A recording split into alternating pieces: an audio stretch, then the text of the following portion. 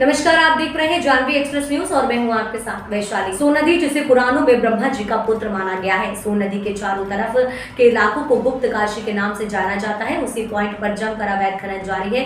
जिस जगह पर खनन हो रहा है उस जगह से मात्र 10 मीटर की दूरी पर विश्व का प्रयागराज के बाद दूसरा संगम है, जिसे रेड बिजुल व सोन संगम के नाम से भी जाना जाता है।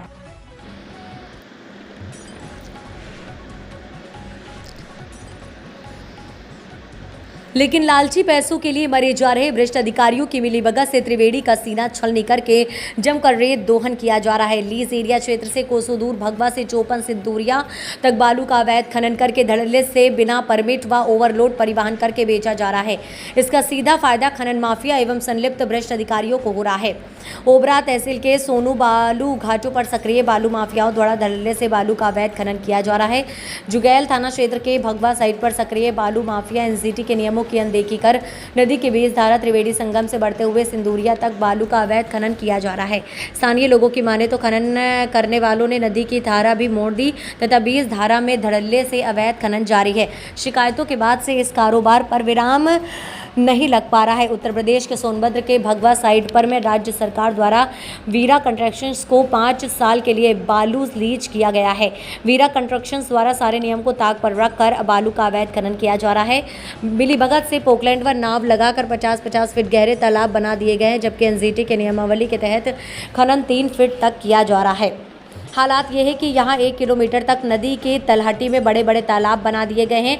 नदी क्षेत्र के दर्जनों जगहों पर मुख्य धारा को मोड़कर रात के समय अवैध खनन कई गुना रफ्तार से चलता है। ऐसे में जब अवैध खनन जोरों पर है, जिससे बाहरी लीज धारकों को द्वारा अंजाम दिया जाता है, क्या मौजूदा सरकार को बदनाम करने की साजिश नहीं है? बालू जानकार बताते हैं कि पूर्व में कभी भी इस तरह का अवैध बालू खनन कभी नहीं देखने को मिला, लेकिन आचार संहिता के दौरान अधिकारी अंकुत संपत्ति अर्जित करने में प्रयासरत हैं या बालू माफियाओं के कार्यों पर ध्यान नहीं दे रहे हैं और सरकार की छवि को धूमिल करने का कोई मौका नहीं छोड़ रहे हैं।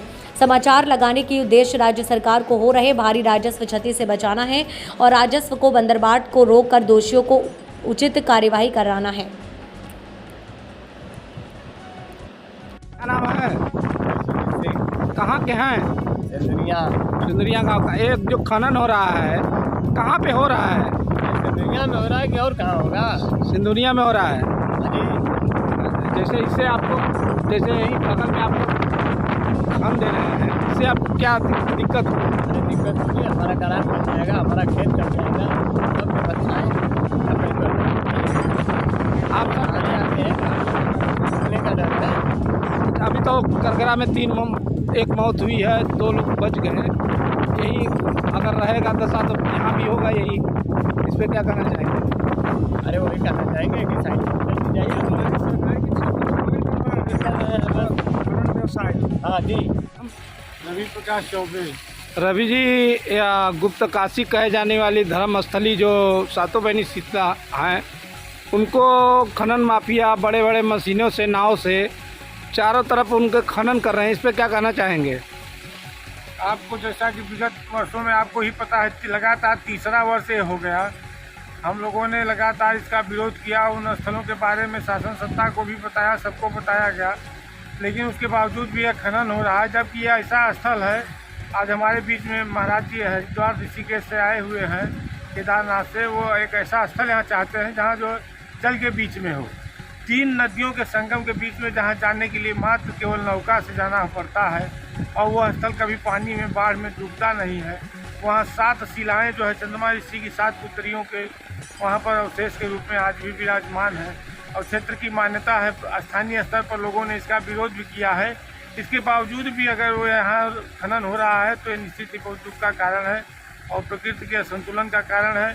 क्योंकि आज वैज्ञानिक भी अगर सोनभद्र जनपद में आ रहे हैं तो सोनभद्र को जो है केवल वैज्ञानिक बता रहे हैं कि धरती के संतुलन का पॉइंट है, क्योंकि दुनिया के धरती को नाप रहे हैं और जो भौगोलिक स्थितियाँ यहाँ पर मौजूद हैं, जो प्रत्यक्ष प्रमाण यहाँ पर मौजूद हैं, उनके अनुसार यह धरती के संतुलन का पॉइंट है।